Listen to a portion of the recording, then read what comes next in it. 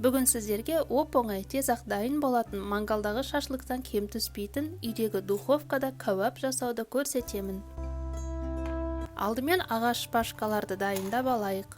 Духовкаға салғанда күйіп кетпеу үшін су құйып, ет дайын болғанша қойып қоямыз.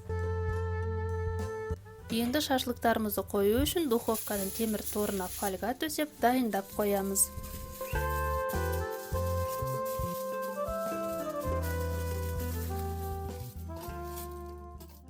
Тауық етінен дайындалатын шашлық үшін бізге соя соусы, тауықтың еті, сарымсақ, терияки соусы, тұз бен бұрыш қажет. Тауық еті мен сарымсақты жуып, етті 4 бұрыштап турап аламыз.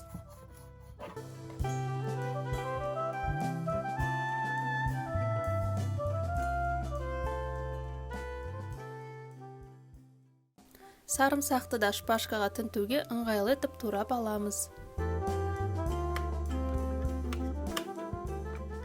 Енді маринадтауды бастайық.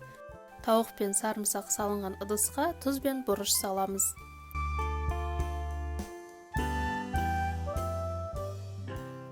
Соя соусын құйып, жақсылап араластырамыз. Фольганы майлаймыз. Тауықтың еті 15 минуттай маринадталды. Енді тауық етін видеода көрсетілгендей етіп, шпажкаға сарымсақ, ет, сарымсақ деп тізіп шығамыз.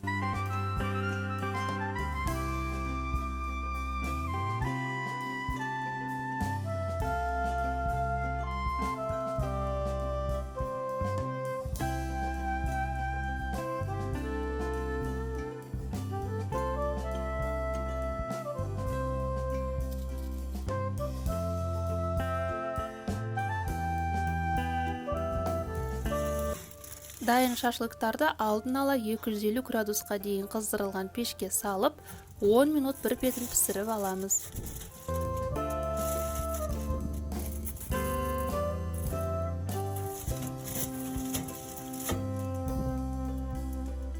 Он минуттан кейін шашлыкты айналдырып, тағы да 10 минутқа пешке салып қоямыз.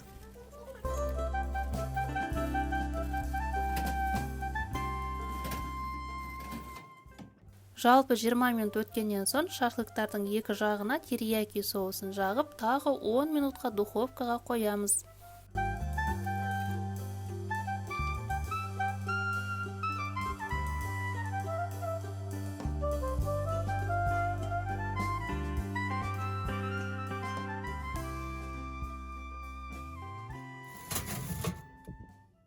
Шашлық дайын боламын дегенше гарнир дайындап қояйық.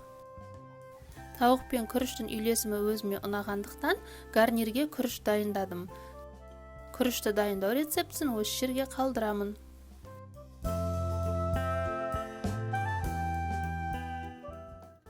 Шашлық дайын болды. Ұсынар алдында тағы да екі жағына терияки соусын жағып шығамыз.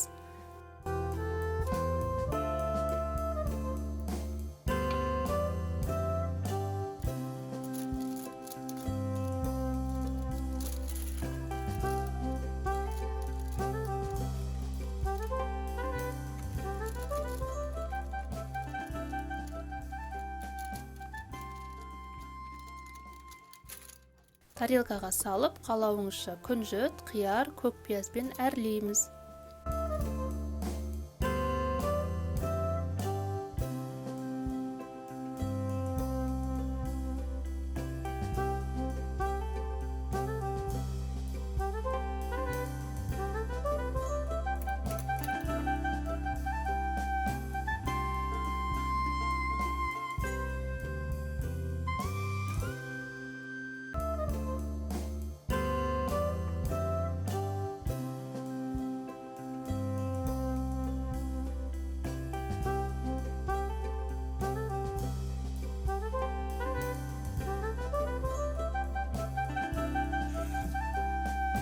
Ас болсын.